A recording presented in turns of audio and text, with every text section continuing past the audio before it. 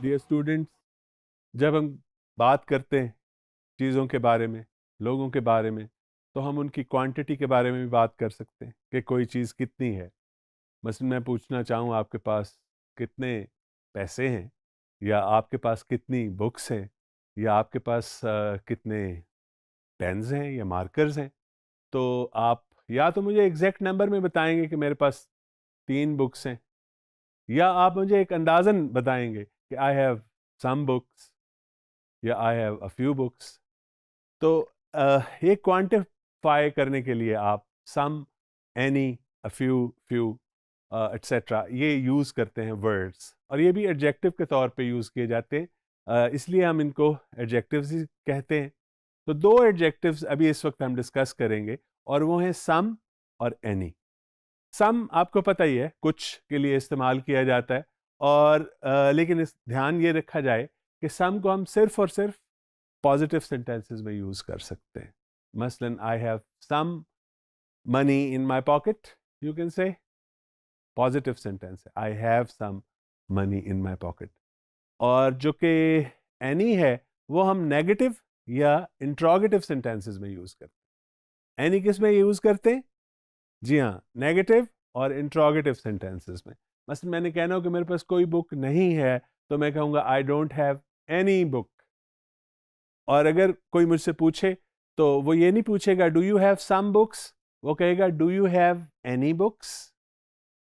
सो interrogative के अंदर यानी क्वेश्चन के अंदर और नेगेटिव सेंटेंस के अंदर हम एनी यूज करते हैं, और सम यूज करते हैं हम पॉजिटिव सेंटेंस के अंदर।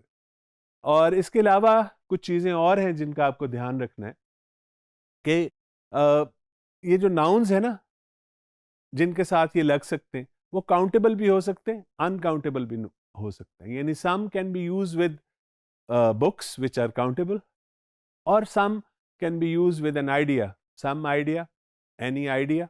Idea, as you know, is uncountable noun. So some and any can be used as adjective.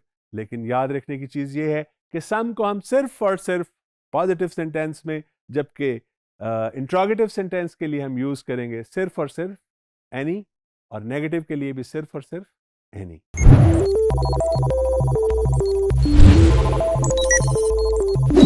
अभी हम देखते हैं कि ये किस तरह एग्जाम्पल्स में इस्तेमाल किए गई हैं, ये सम और एनी को कैसे एग्जाम्पल्स में इस्तेमाल किया गया है। Let's have a look at the sentences. He has some information about Balochistan. He has some information. Information is uncountable noun. दूसरी एग्जाम्पल देखिए, she doesn't have any information about Sindh. any information, some information, any information. Information again, as you know, is an uncountable noun. लेकिन देखिए कि पहला वाला sentence positive है, he has some information, और दूसरे वाला एग्जाम्पल नेगेटिव है, उसमें कैसे लगा? she doesn't have any information about Sindh. Let's look at the third sentence. we met we met some friends after work yesterday. We met some friends after work yesterday.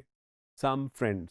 अब friends क्या है? Countable noun है, उसके साथ सम लगा है और positive sentence है। अगला सेंटेंस देखिए, I didn't see any friend there on Thursday. I didn't see any friend there on Thursday.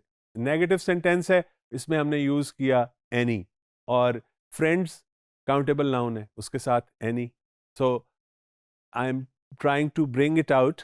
मैं एक चीज़ जो बार बार आपको बताना चाह रहा हूँ वो ये कि सम और एनी में फ़र्क सिर्फ इतना है कि सम हम यूज़ करेंगे for positive sentences, any use करेंगे हम for interrogative and negative sentences.